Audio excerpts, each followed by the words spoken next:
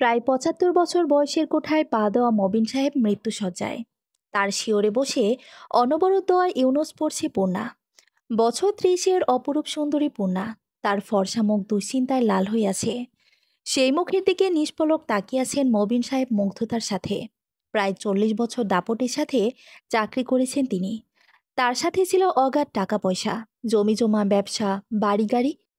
ছিল অনেক ভালোবাসার স্ত্রী সাজেদা বেগম, আর ৪ ছেলে ৩ মেয়ের ভরা সংসার। আজ কেউ নেই তার পাশে। স্ত্রী গত হয়েছেন আরও বছর ১০ আগে। কি এক কঠিন অসুখ হলো তার। দেশ বিদেশে অনেক ডাক্তার দেখিয়েছেন তাকে মবিন সাহেব। বড্ড ভালোবাসতেন যে, না, আটকে রাখতে পারেননি তিনি তার ভালোবাসাকে। তাকে একা করে দিয়ে চলে গেছে সে। আর ছেলে মেয়ে যে যার কর্মক্ষেত্রে ব্যস্ত। মাসে পালা করে একবার ফোন, আর বছরের কোনো এক ঈদে সব ভাই বোন মিলে কয়েকদিনের জন্য ঘুরে যাওয়া, এতেই তাদের কর্তব্য পালন হয়ে যায়। এই বিশাল ৩ তলা বাড়ির মধ্যে বড় বাপকে একা ফেলে রাখতে তারা অস্বাভাবিক কিছু মনে করে না।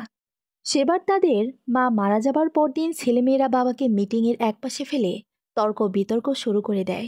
ছোট মেয়ে প্রিয়তা বলে, আমি কিভাবে এখন বাবাকে আমার বাসায় রাখবো বলো? রুহির বাবার ছোট চাকরি, তারপর বাসাটাও বড্ড ছোট রে। বড়পা, তুই নে না বাবাকে তোর বাড়ি, তোর তো কত বড় ফ্ল্যাট। একপাশে জবুতবু হয়ে বসে থাকা মবিন সাহেব একটু মুচকি আসলেন। প্রিয়তার স্বামীর মোটেও ছোট চাকরি না, আর তার বাসাটাও বেশি ছোট কিনা, মাত্র ২,২০০ বর্গফুটের। বাবাকে নানার কত অজুহাত। বড় মেয়ে চিত্রা চোখ কপালে তুলে বলল, এটা কোনো কথা বললি প্রিয়তা? এক বাচ্চার মা হলি, এখনো বুদ্ধি হলো না তোর? তোর দুলাভাই এই বাবা মা যে প্রায় আমাদের বাড়ি এসে থাকে, সে কি ভুলে গেলি তুই? এর মধ্যে বাবা কিভাবে অ্যাডজাস্ট করবি তুই বল? মবিন সাহেব আবার একটু হাসেন। তার বড় মেয়ের রুক্ষ ব্যবহারের জন্য তার শ্বশুর শাশুড়ি প্রায় বছর ৪ হলো ছেলের বউয়ের সাথে যোগাযোগই করেন না। বড় ছেলে সাব্বির গলা খাকারি দিয়ে বলল, দেখ, আমি তো আমার বাড়ি নিতেই পারি। বাবাকে তোদের ভাবিও বাবাকে অনেক শ্রদ্ধা করেন। কিন্তু আমরা দুজনেই যে চাকরিজীবী, বাচ্চাগুলো স্কুল, প্রাইভেট নিয়ে ব্যস্ত থাকে। বাবা আমার বাড়ি গেলে বোর ফিল করবে রে ভীষণ। মবিন সাহেব একে একে তার সব ছেলেমেয়েদের কথাই শুনলেন। সবারই কিছু না কিছু সমস্যা আছেই বাবাকে নেওয়ার জন্য। হবে নাই বা কেন? বড় মানুষের এর ভার কেউই বা নিতে চায়। নিচের দিকে তাকিয়ে একটা ভারী নিঃশ্বাস ফেললেন তিনি। কেন যে তার সঙ্গী তাকে একা করে চলে গেল। তারপর মাথা উঠিয়ে ছেলে মেয়েদের দিকে তাকিয়ে বললেন, তোমরাই তো সব বলে, এবার আমি কিছু বলি। ছেলেমেয়েরা একটু ভয় পেল এবার। বাবা নিজে থেকে কারো বাসায় উঠতে চায় না তো আবার? কে হতে পারে সে? মবিন সাহেব একটু হেসেই বললেন, এত ভয় পাওয়ার কিছু হয়নি তোমাদের। আমি তোমাদের বাবা, আমি সবই বুঝি। আমি আর তোমাদের মা অনেক আগে থেকেই ঠিক করে রেখেছিলাম যে কেউ একজন না থাকলে অন্যজন কোথাও থাকবে। ছেলেমেয়েরা অবাক হয়ে বাবার দিকে তার সিদ্ধান্ত শোনার জন্য তাকিয়ে থাকল।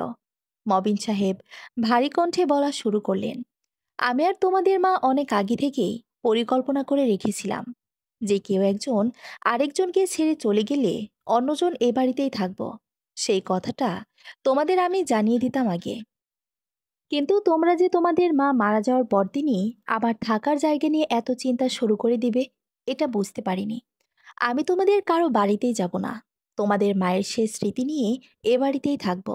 তাও ভালো, এই সুযোগে তোমাদের চেহারাটা চেনা হয়ে গেল। তোমরা যে আমাকে নিয়ে অনেক চিন্তা করো, এটা ভেবেও ভালো লাগলো। শেষের কথাটা মবিন সাহেব একটু ব্যঙ্গ করে বললেন। তার কথা শেষ হওয়া মাত্রই তার ছেলেমেয়েরা হাহাকার করে উঠল। তারা কিছু বলবে, তার আগেই মবিন সাহেব তাদের থামিয়ে দিয়ে বললেন, তবে এটা ঠিক, আমরা এটাও পরিকল্পনা করে রেখেছিলাম যে বেঁচে থাকবে সে কিভাবে সব সম্পত্তি সব ছেলেমেয়েদের মধ্যে ভাগ করে দেওয়া হবে। কথা বলে মবিন সাহেব আবার একটু হাসলেন। এবার সব ছেলেমেয়েরা একটু নড়ে চড়ে বসল। সবার আগে মেজো মেয়ে জয়িতা বলল, বাবা, এটা তুমি কেমন কথা বলো? আমি থাকতে তুমি কেন একাই বড় বাড়িতে থাকবে? আমার বাড়িতে থাকবে তুমি। তোমার বাকি ছেলেমেয়েরা তোমাকে না নিলেও আমি তোমাকে অবশ্যই নেব আমার বাড়ি। জয়িতার কথা শেষ না হতেই বাকি ছেলেমেয়েরা হৈ হৈ করে উঠল।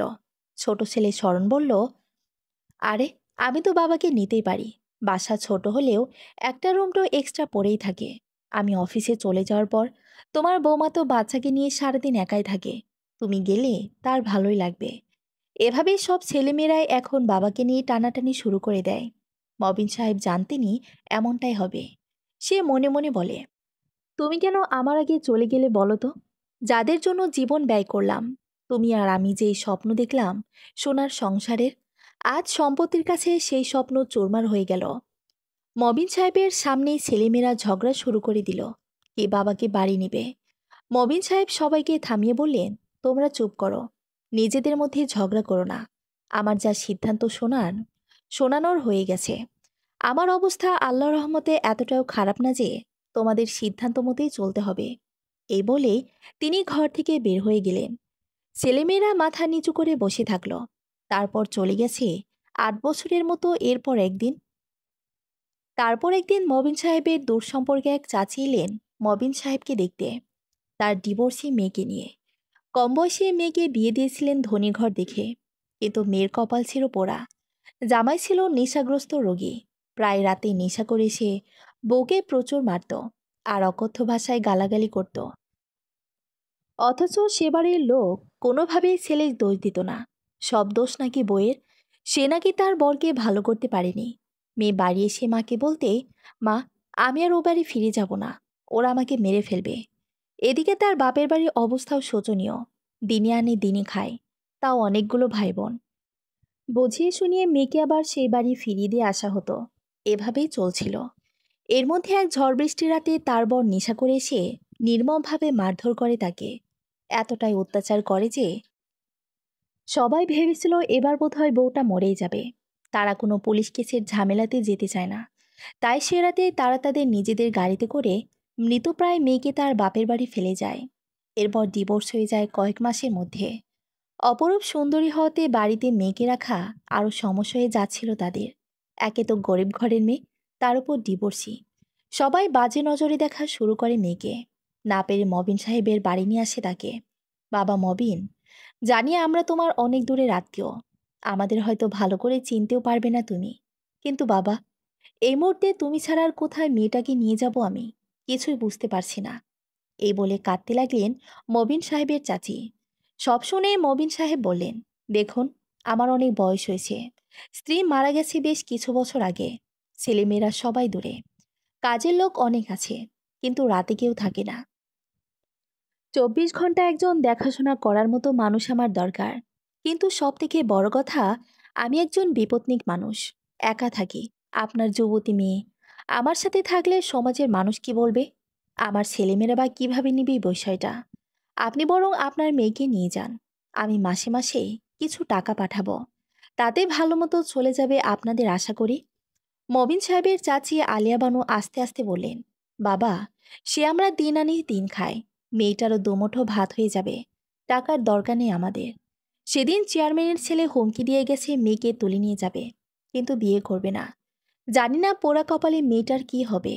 এই বলে মুখে আঁচল চাপা দিয়ে কাঁদতে কাঁদতে উঠে গেলেন তিনি। তার শেষ কথাটায় চমকে উঠলেন মবিন সাহেব। একটা মেয়েকে তুলে নিয়ে যাবে এটা শুনেও মা কত অসহায়, কিছুই করতে পারছে না। কোনো উপায় না পেয়ে তার দুয়ারে এসেছিল, আর সে ফিরিয়ে দিয়ে দিল। নিজের মধ্যে খুব অপরাধবোধ কাজ করছিল তার। কি মনে করে তিনি ডাক দিলেন আলিয়া বানুকে, চাচি দাঁড়ান, আপনার মেয়ে কোথায়? আলিয়া বানু তার মেয়েকে গেটের বাইরে দাঁড়িয়ে রেখে এসেছিলেন। মবিন সাহেবের কথা মতো দারোয়ান যেয়ে তাকে ডেকে আনল। মবিন সাহেব একটু ধাক্কা মতো খেলেন তাকে দেখে। এত সুন্দরী একটা মেয়ে, কিভাবে তার স্বামী তাকে এইভাবে মারতে পারে? আসলে এই মেয়ের তার গ্রামে থাকা মুশকিল হওয়ারই কথা। কাঁচা হলুদ রঙের সস্তা শাড়িতেও যেন তাকে পরীর মতো লাগছে। মবিন সাহেব ভেবে পেলেন না কি করবেন। অনেকক্ষণ চুপ করে থেকে তার দিকে তাকিয়ে বললেন, কি নাম তোমার? মেয়েটি মাথা উঁচু না করে আস্তে করে বলল, পূর্ণা। সেদিন ওই ফুলের মতো মেয়েটা মুখের দিকে তাকিয়ে তাকিয়ে ফিরে দিতে পারেননি মবিন সাহেব। অদ্ভুত এক মায়া এসে ভর করেছিল তার মেয়েটার জন্য। না, সে মায়াতে কোনো কামকতা ছিল না, না তো ছিল না করুণা। সত্যি এক মায়ে জড়িয়ে পড়েন তিনি পূর্ণা নামক মেয়েটার প্রতি। পূর্ণার মায়েরও যেন শান্তি হলো। এই বৃদ্ধা কিবা এমন ক্ষতি করবে তার মেয়েকে? নিজেরই কোনো ক্ষমতা নেই, বরং মেয়েটা এখানে এসে ২ বেলা পেট ভরে খেতে তো পারবে। আর সবচেয়ে বড় যেটা হবে, অন্তত সম্মানের সাথে বাঁচতে পারবে। যদি চেয়ারম্যানের ছেলে সত্যি মেয়েটাকে উঠিয়ে নিয়ে যায়, তাহলে সমাজ তাদের একঘরে করে দেবে। ছোট ছোট আরও মেয়েরা আছে, তাদের বিয়ে হবে না। সব দিক বিবেচনা করে আলিয়া বানু আর ২ বার ভাবল না মেয়েকে এখানে রেখে যেতে। শুধু যাওয়ার আগে মেয়েটার মাথায় হাত দিয়ে বলল, আমাকে ক্ষমা করে দে মা। তোর নিরাপত্তার জন্য এর চেয়ে ভালো পথ আমার কাছে আর খোলা ছিল না। সত্যি বলতে সেদিন পূর্ণাও চাচ্ছিল না এই বিপদ নিয়ে প্রৌঢ় মানুষটার কাছে একদম ফাঁকা একটা বাড়িতে পড়ে থাকতে। বাড়ি তো নয় যেন প্রাসাদ, এত বড় বাড়িতে কেউ নেই এই বড়টা ছাড়া। কিন্তু ভাগ্যের পরিহাসের কথা ভেবে সেদিন একটা কথাও বলেনি পূর্ণামাকে। ঘাড় শক্ত করে মাটির দিকে তাকিয়ে কোন রকমের চোখের পানি সংবরণ করেছে। আলেয়া বানু আঁচলে মুখ চিপে কাঁদতে থাকে। মবিন সাহেব বলার মতো কোনো ভাষাই খুঁজে পায় না। বুকে দুই হাত বেঁধে মা মেয়ের কান্না দেখেছে। পূর্ণার মুখের দিকে তাকিয়ে সেদিন মবিন সাহেব বুঝতে পারেন কি চলছে মেয়েটার মনের মধ্যে। সে বা কি করবে? সে তো তাদের আসতে বলেনি বা থাকতেও বলছে না। মাথা নিচু করে দাঁড়িয়ে থাকেন তিনি। আলিয়া বানু চলে যাওয়ার পরে শুধু তিনি শান্তস্বরে বললেন, দোতলার দক্ষিণের ঘরটা তুমি নিতে পারো। মনে হয় ভালো লাগবে তোমার। আর কিছু প্রয়োজন হলে একটু পর জালাল আসবে। ও বাজার সদাই করে, ওকে বলতে পারো। ও বলেই সাথে সাথে ওই জায়গা প্রস্থান করেন মবিন সাহেব। পূর্ণাথায় দাঁড়িয়ে থাকে শূন্যের দিকে চোখ মেলে। 2টা বছর পেরিয়ে গেছে তারপরে। পূর্ণা ভেবেছিল এই বুড়ার সাথে বেশি দিন থাকতে পারবে না সে। কিন্তু কিভাবে আস্তে আস্তে এই বাড়িটাকে এত আপন করে নেওয়া শুরু করলো সে নিজেও জানে না। সেদিনের কথা ভেবে মুচকি হাসে মবিন সাহেব পূর্ণার দিকে তাকিয়ে। সেই হাসি দেখে পূর্ণা ফোঁপিয়ে ওঠে। আপনি হাসছেন? আপনার এই কষ্ট দেখে আমার কলিজা ছিঁড়ে যাচ্ছে। আর আপনি হাসছেন? উফ, জালালটা এখনো আসছো না কেন ডাক্তার নিয়ে? কত দেরি করছে? পূর্ণার উৎকণ্ঠা দেখে আবারও হাসে মবিন সাহেব। মেয়েটা এত মায়ায় জড়িয়ে রেখেছে কেন তাকে? মবিন সাহেবের খুব বলতে ইচ্ছে করছে, পূর্ণা, তোমাকে সুন্দর লাগছে। কিন্তু তিনি বলতে পারছে না। ক্রমেই তার শ্বাসকষ্ট বেড়ে যাচ্ছে। হঠাৎ দরজার দিকে তাকিয়ে চোখ মুখ শক্ত হয়ে ওঠে তার। ওদের এখানে কি আসতে বলেছে পূর্ণা? মবিন সাহেবের কথা বলতে কষ্ট হচ্ছে। তবুও গলার স্বর যথাসম্ভব শক্ত করে বললেন তিনি। প্রায় 2 বছর হলো ছেলেমেয়েদের সাথে কোনো যোগাযোগ নেই মবিন সাহেবের। শুধুমাত্র একটাই কারণ, তা হলো পূর্ণা। সেবার পূর্ণা এ বাড়িতে আসার পরদিনই সব ছেলেমেয়েরা এসে আবার ভিড় করে তার বাড়িতে। বাবাকে সবার মধ্যে বসিয়ে একের পর এক জেরা করা শুরু করে তারা। বড় মেয়ে চিত্রা ফুপিয়ে ফুপিয়ে কাঁদতে কাঁদতে বলে, বাবা, এটা কি কাজ করলে তুমি এই বয়সে এসে? তোমার জামাইয়ের সামনে আমার মান সম্মান থাকলো না আর কিছু। তোমাকে আমাদের চিনতেই কষ্ট হচ্ছে বাবা। মবিন সাহেব অবাক হয়ে বললেন, তোমাদের বাবাকে এমন কাজ করেছে মা, যার জন্য তোমার স্বামীর সামনে মান সম্মান থাকছে না? ঝাঁঝিয়ে উঠে মেজো মেয়ে জয়িতা। বুঝতে পারছো না বাবা, কি করেছো তুমি? সত্যিই বুঝতে পারছি না আমি। কি নিয়ে তোমরা এভাবে মিটিং বসিয়েছ? এই ফকিরের ঘরে মেয়েটাকে কেন বাড়িতে এনে তুলেছ বাবা? তাও আবার সেই বাড়িতে যেখানে কিনা তুমি একা থাকো। অন্য কাজের লোক থাকলেও না হয় হতো। তুমি একটা বিপত্নিক পুরুষ। তোমার বাড়িতে এমন একটা যুবতী মেয়ে কেন থাকবে? সেলিমের কথায় হতভম্ব হয়ে যান মবিন সাহেব। বাবার সাথে এ কিভাবে কথা বলছে তার ছেলে মেয়ে? এই শিক্ষা দিয়েছেন তিনি কখনো তাদের? মুখ সামলে কথা বলো জয়িতা। এ কিভাবে কথা বলছো তুমি? এবার মুখ খুলে ছেলে সাব্বির। বাবা, জয়িতা যা বলেছে ভুল কি বলেছে? এসব মেয়েদের চিনো তুমি? সুচ হয়ে ঢুকে ফাল হয়ে বের হয় এরা। তোমাকে তার দারিদ্র্যর আর অসহায়তার কথা বলে এখানে এসে জুটেছে। আর তুমিও শুনে গলে গিয়েছ। এরা কতটা ভয়ঙ্কর হতে পারে তুমি ভাবতেও পারবে না। কবে না তোমার গলায় পাড়া দিয়ে সব সম্পত্তি লিখে নিয়ে যায়। ভ্রু সোজা করে বসলেন এবার মবিন সাহেব। হালকা হেসে বলেন, ও, এতক্ষণে আজকের মিটিংয়ের আসল উদ্দেশ্য বুঝলাম। তোমরা আমাকে নিয়ে নয়, বরং এই সম্পত্তি নিয়েই ভয় পাচ্ছ। পাছে পূর্ণা আমাকে মেরে ফেলে সম্পত্তি নিয়ে চলে না যায়। ছোট মেয়ে প্রিয়তা বাবার কথা শেষ না করতেই হৈ হৈ করে উঠল। বাবা, এসব কি বলছো তুমি? সম্পত্তির জন্য কেন হবে? তুমি আমাদের বাবা। তোমার ভালো মন্দ দেখার দায়িত্ব তো আমাদের। আর তাছাড়া এই এলাকায় তোমার একটা আভিজাত্য আছে, সম্মান আছে। এই বৃদ্ধ বয়সে ফাঁকা বাড়িতে একটা যুবতী মেয়ে নিয়ে থাকলে মানুষ কি বলবে? বেশ, তাহলে তোমাদের মধ্যে কেউ এসে থাকো আমার সাথে। আমার 7টা ছেলে মেয়ে, কেউ না কেউ এসে তো থাকতে পারো আমার সাথে। তাহলে পূর্ণাও থাকতে পারবে, আবার মান সম্মানও নষ্টের ভয় থাকবে না। ও, আরও একটা ব্যাপার, সব সম্পত্তি ঠিকঠাক থাকবে, বেহাত সবার ভয়ও থাকবে না। কি বলো? এবার সব ছেলেমেয়ের মাথা নিচু হয়ে যায়। কেউ কোনো কথা বলতে পারে না। শোনো আমার আদরের সন্তানেরা, তোমাদের বাবা এতটাও নারীর সঙ্গের প্রতি লোভী হয়ে যায়নি যে একটা অসহায় মেয়ের সুযোগ নিয়ে তাকে ফাঁকা বাড়িতে রাখবে। যদি তাই হতো, অনেক আগেই তোমার মা চলে যাওয়ার পর আমি বিয়ে করতে পারতাম। পূর্ণা অনেক সমস্যার মধ্যে আছে। আমি এখানে থাকতে না দিলে জানি না কি হতো ওর সাথে। তাই এ নিয়ে আর কোনো কথা তোমরা বলবে না। ও এখানেই থাকবে, এই বাড়িতে। ও দোতলায় আর আমি নিচতলায়। বাবা, তাহলে তোমাকে বেছে নিতে হবে যে কোনো একটা দিক। হয় আমাদের, না হয় ওই ফকিরের ঘরে মেয়েটাকে। দেখো তুমি কি করবে। স্তম্ভিত হয়ে বসে থাকেন মবিন সাহেব। তার বিশ্বাস করতে কষ্ট হয় এরা তার ছেলে মেয়ে। 2 ফোঁটা নোনা জল বেরিয়ে আসতে চায় চোখ দিয়ে। কোনো মতে চশমাটা খুলে চাদরের কণা দিয়ে পরিষ্কার করে নেন চশমাটা। এরপর উঠে দাঁড়িয়ে শক্ত কণ্ঠে বলেন, পূর্ণা এখানেই থাকবে। তাতে কেউ যদি আমার সাথে যোগাযোগ করতে না চায়, সেটা তাদের ব্যক্তিগত ব্যাপার। এই বলে তিনি সাজজোড়া রাগান্বিত দৃষ্টিতে উপেক্ষা করে বেরিয়ে যান ঘর থেকে। সেদিন থেকে ছেলেমেয়েদের সাথে সব যোগাযোগ বন্ধ হয়ে যায় মবিন সাহেবের। তিনি ভেবেছিলেন তার ছেলেমেয়েরা বোধহয় পারবে না তার সাথে কথা না বলে, দেখা না করে থাকতে। যতই হোক, ছেলে মেয়ে তো। তিনি রোজ অপেক্ষা করতে থাকেন তাদের একটা ফোনের জন্য, নাতি নাতনিগুলোকে দেখার জন্য। কিন্তু না, ছেলেমেয়েদের মধ্যে কেউ তাকে সামান্য একটা ফোনই এই 2 বছরে করেনি। পূর্ণা কাঁদত আর বলতো, আমি অভাগী, আসলে আমি অভাগী। আমার জন্য এই সোনার সংসার শেষ হয়ে গেল। আপনার পায়ে পড়ি, আমাকে এই বাড়ি থেকে বের করে দিয়ে আপনার ছেলেমেয়েদের সাথে আবার যোগাযোগ করুন। একটা বাড়ির মেয়ের জন্য কেন ওনাদের সাথে সম্পর্ক শেষ করবেন আপনি? মবিন সাহেব শান্ত থাকতেন। ধীর কণ্ঠে পূর্ণাকে বলতেন, তোমার জন্য যে আমি ছেলেমেয়েদের সাথে সম্পর্ক শেষ করেছি তা নয়। ওরা কিভাবে তাদের বাবাকে অবিশ্বাস করতে পারল? কিভাবে ভাবল তাদের বাবা ফাঁকা বাড়িতে একটা অসহায় মেয়ের সুযোগ নিবে? তারা মুখে না বললেও তারাই ইঙ্গিতে দিয়েছে, তা স্পষ্ট বুঝতে পেরেছি আমি।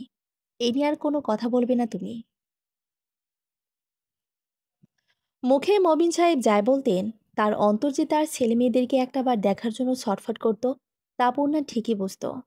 কিন্তু দীর্ঘশ্বাস ফেলা ছাড়া আর কিছুই করার ছিল না তার।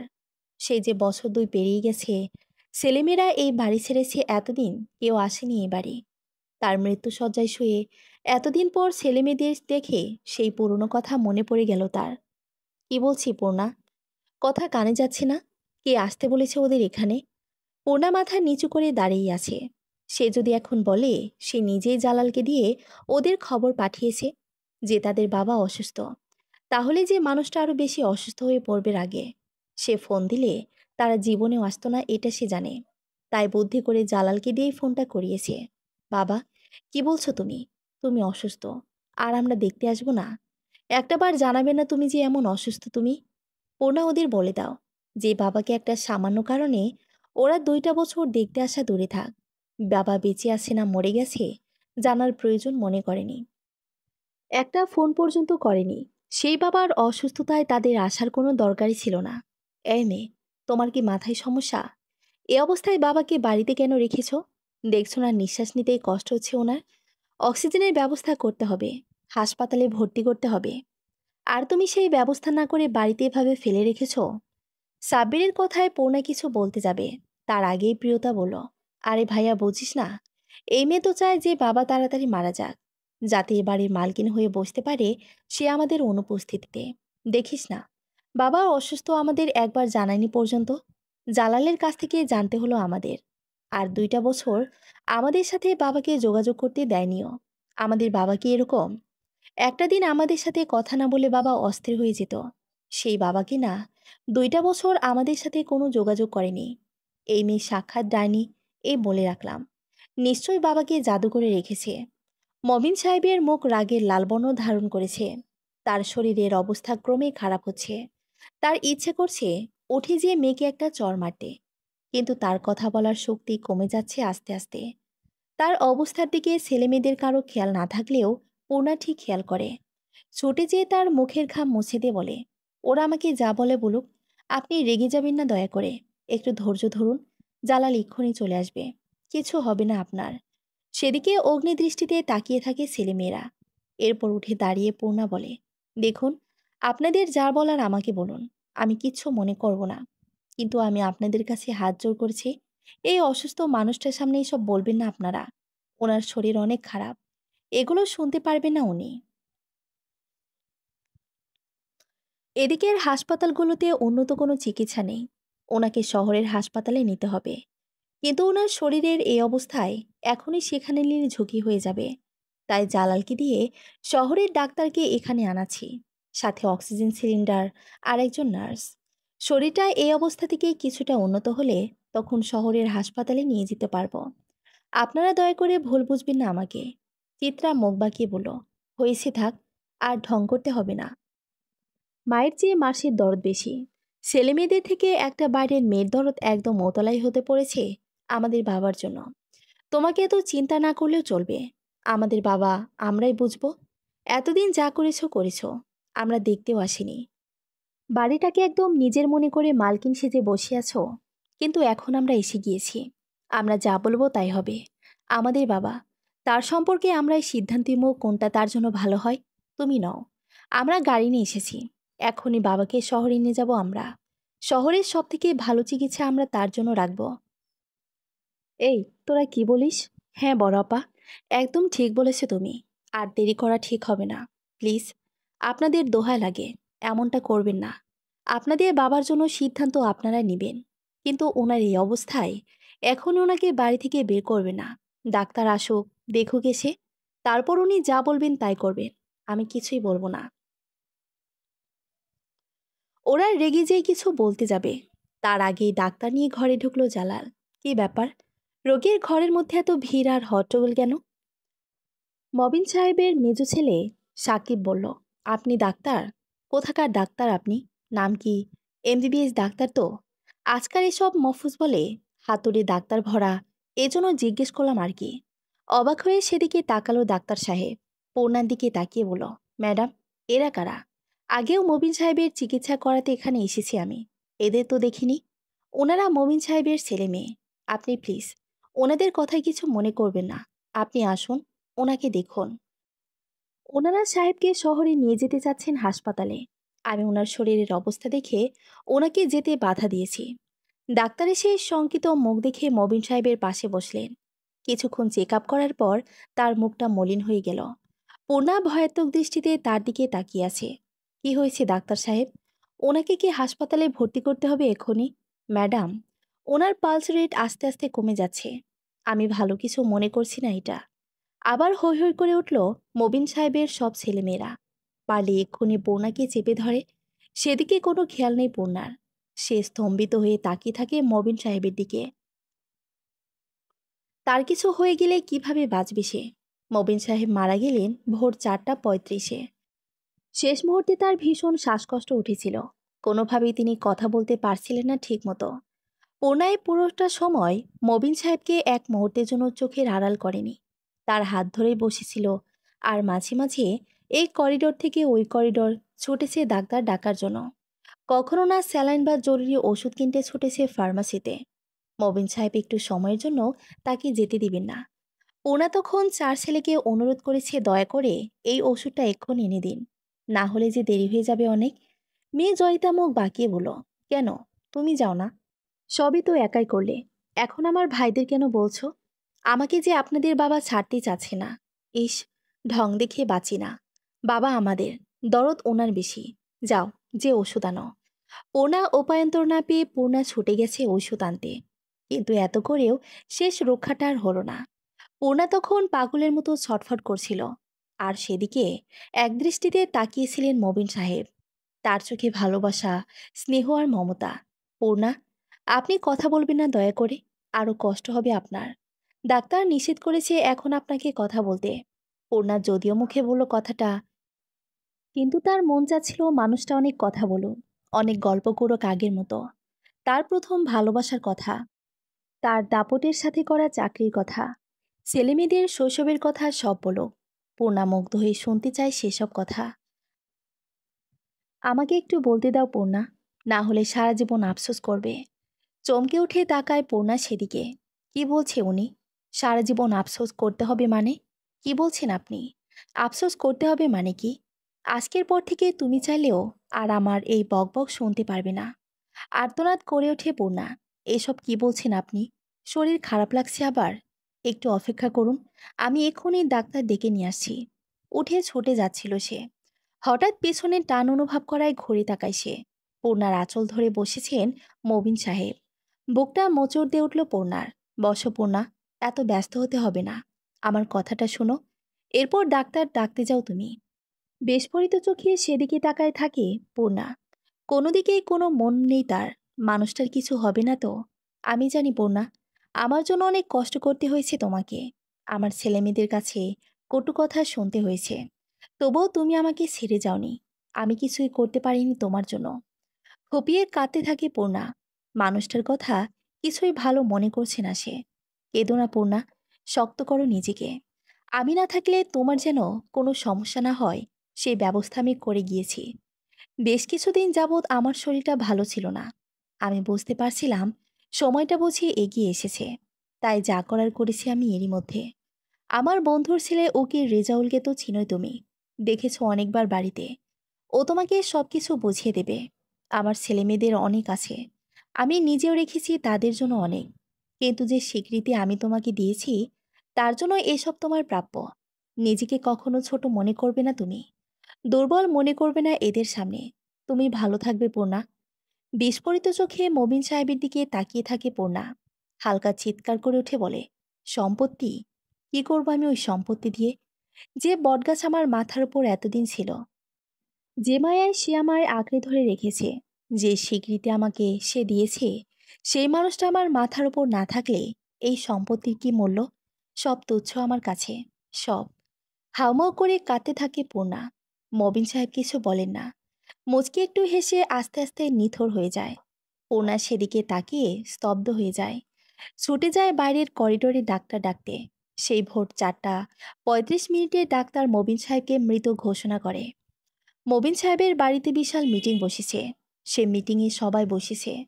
মবিন সাহেবের 4 ছেলে, তাদের স্ত্রীরা, 3 মেয়ে, তাদের স্বামীরা এবং উকিল রেজাউল। এই মিটিংয়ে অনুপস্থিত শুধু পূর্ণা। তার অবশ্য এদিকে কোনো মন নেই। অসম বয়সের সঙ্গীকে হারিয়ে তার মানসিক অবস্থা শোচনীয়।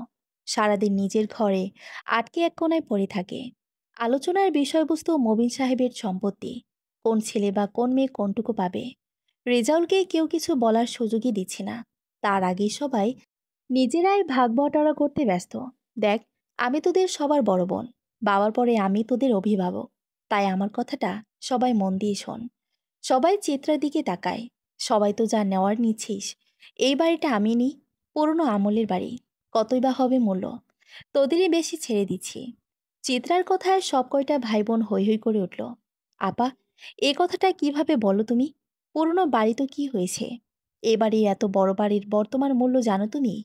কিভাবে তুমি এটা নিতে চাও? সামনের মাসে আমার একটা প্রজেক্ট আছে। এরকম জায়গা হলে বেশ হয়। ভাবছি এই বাড়িটা ভেঙে আমার প্রজেক্টের কাজ শুরু করব। তাই তোর আর জানিবি নে, এই বাড়িটা আমাকে দে। বড় ভাই সাব্বিরের কথাতেও বাকি ভাই বোনগুলো অমত জানায়। আর যা নিবে নিবে, কিন্তু এ বাড়ির ভাগ কেউ ছাড়বে না। রেজাউল সব শুনছে চুপ করে, কারণ সে এদের থামা যাওয়ার অপেক্ষা করছে। এরা ভাবতে পারছে না এরা যা চাচ্ছে তা কোনোদিনও পাবে না এরা। প্রায় ঘন্টা 2 বাকবিতণ্ডটার পরে ঠিক হলো 7 ভাই বোনে এই বাড়ির ভাগ নেবে। যে যার ভাগে নিজের কাজ করবে।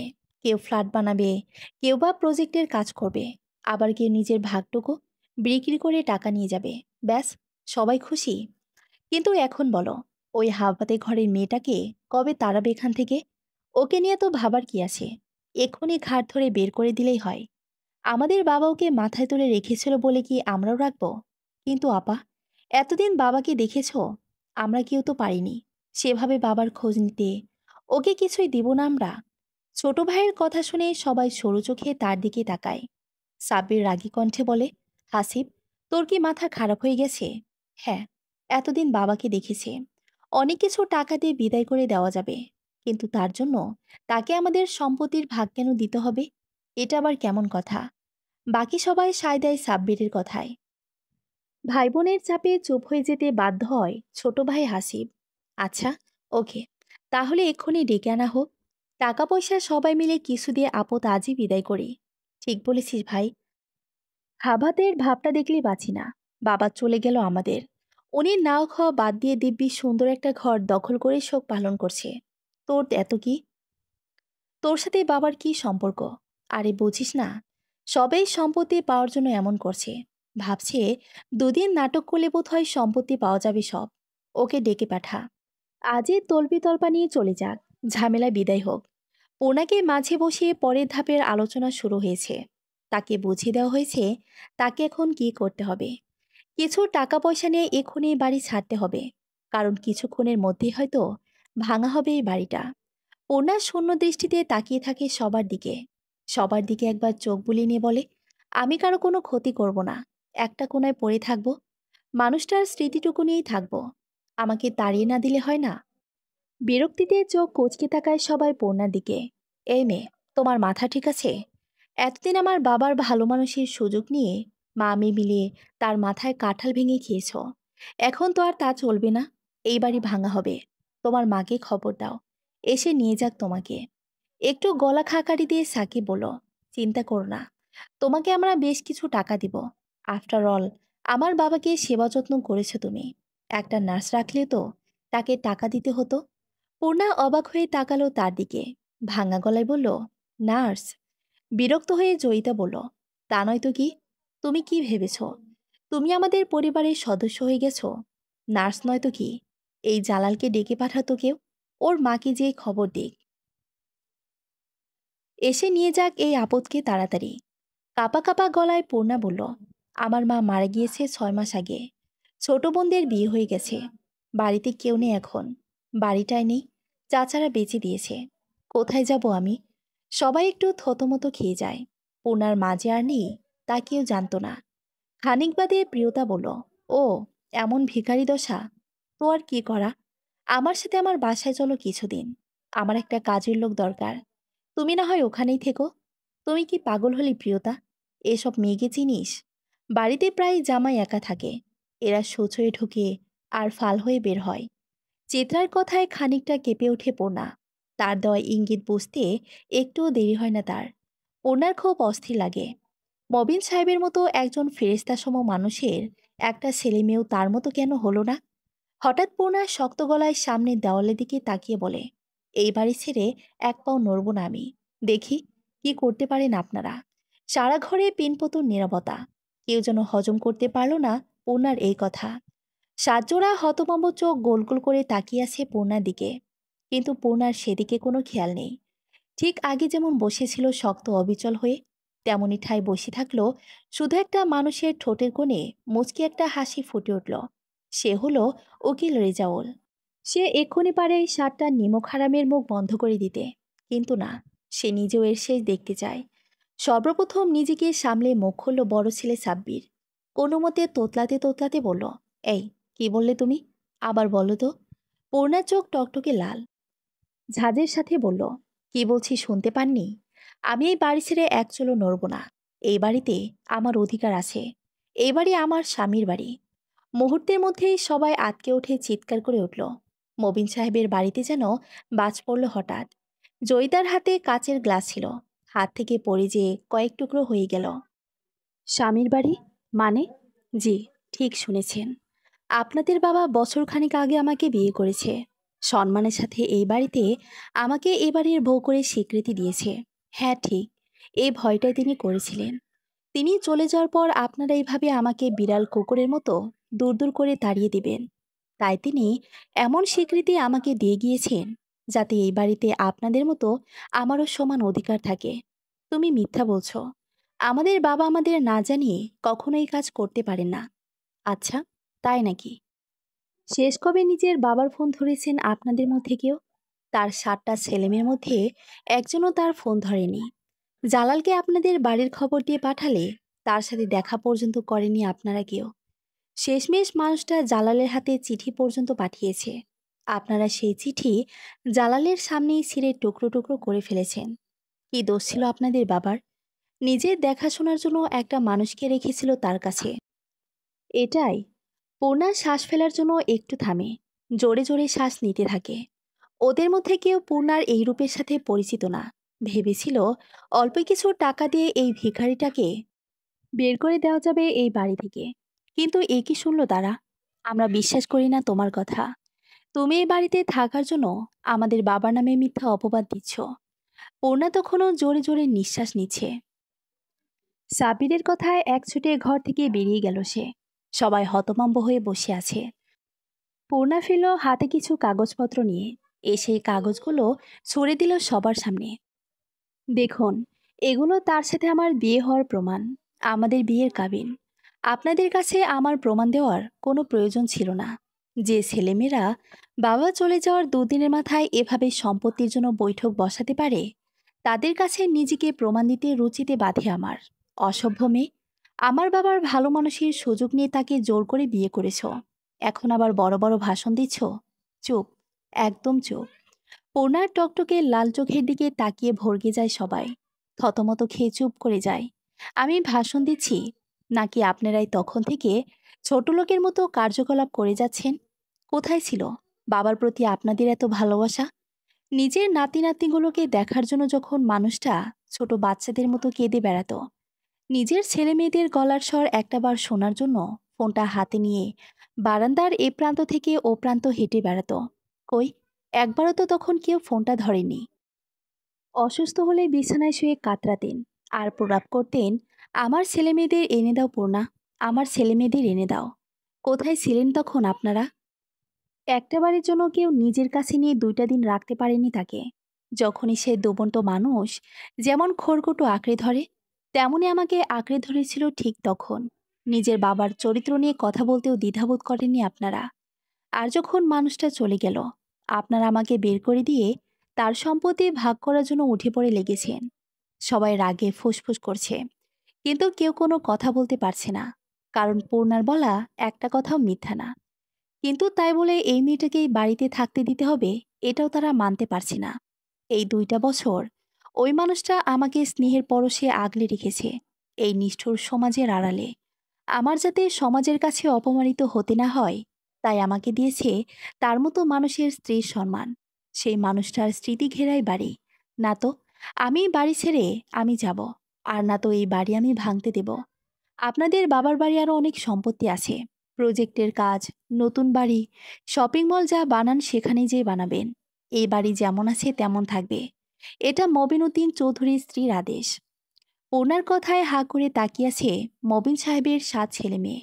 তারা কল্পনায় ভাবতে পারেনি সামান্য 2 পয়সার একটা কাজের লোকের মতো মেয়েকে তাদের বাবা এতটা প্রশ্রয় দিতে পারে যে তাকে বিয়ে পর্যন্ত করেছে, আর সেই মেয়ে কিনা তাদের মুখের ওপর এত কথা বলছে। ডুকরে কেঁদে উঠল মেয়েরা।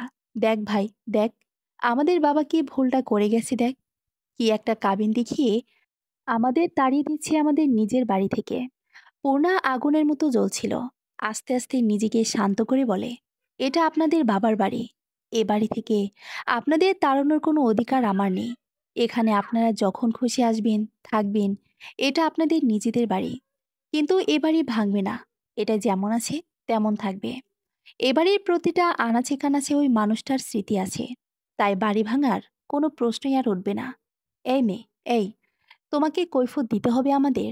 হ্যাঁ, বাবা তোমাকে বিয়ে করেছে, তা তো কি হয়েছে? তুমি বাবার দ্বিতীয় স্ত্রী, আমরা প্রথম। মাত্র 1 বছর হয় তোমাকে বাবা বিয়ে করেছে, তাই বলে তুমি যা বলবে তাই হবে নাকি? তোমাকে আমরা অন্য জায়গা থেকে জমি জমা লিখে দেব, এবারের ভাগ থেকে কিছু টাকাও দেব, কিন্তু তোমার এত কথা আমরা শুনবো না। পূর্ণা কিছু বলতে যাবে, তার আগেই উকিল রেজাউল সবাইকে থামিয়ে উঠে দাঁড়ালো। পূর্ণার চোখের ইশারায় তাকে চুপ করতে বলল, কিন্তু সে সেদিকে পাত্তা দিয়ে একটু কেসে সবার মাঝে দাঁড়িয়ে কথা বলতে শুরু করলো। দেখুন, অনেকক্ষণ ধরে আপনাদের সব কথা শুনলাম আমি। আপনাদের পারিবারিক বিষয়ে প্রবেশ করার কোনো ইচ্ছে আমার ছিল না। আপনারা আমাকে ডেকে এনেছেন, তাই এখন আমি কিছু কথা বলতে চাই। পূর্ণা মাথা নিচু করে বলল, রেজাউল সাহেব, মবিন সাহেবের ছেলেমেয়েরা ছোট নয় কেউ, সবাই শিক্ষিত বটে, তাই তাদের অন্য কিছু না বলার অনুরোধ থাকবে। না পূর্ণা ম্যাডাম, স্যার আমাকে যে দায়িত্ব দিয়েছেন সেই দায়িত্ব আমাকে পালন করতে হবে। কী দায়িত্ব রেজাউল ভাই? সাব্বির সাকিব সহ সব ভাই চোখ কোচকে তাকায়। বলছি।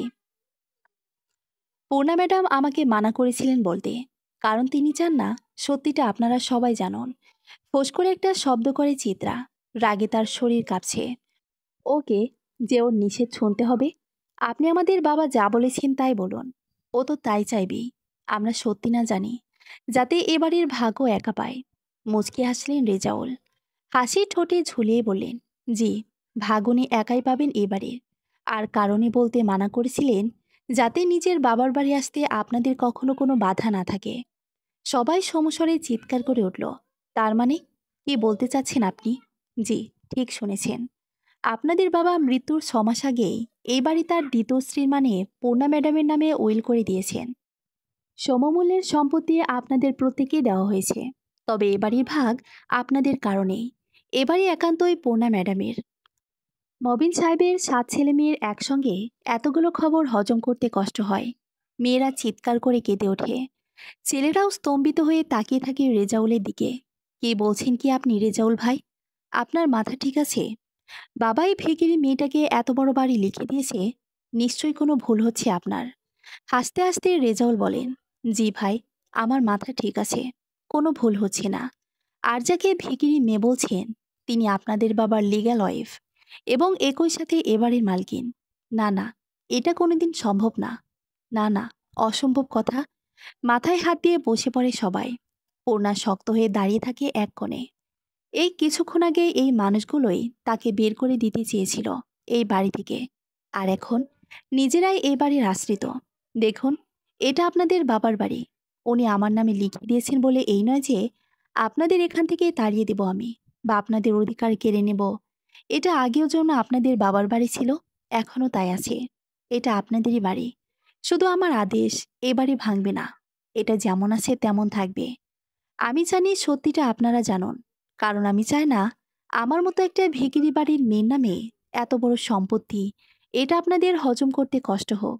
আমি এই সম্পত্তি চাই না, কোনো লোভ নেই আমার এ বাড়ির ওপর। আমি সত্যি এক অসম বয়সের সঙ্গীকে ভালোবেসেছিলাম তার সরলতাকে, সত্যতাকে।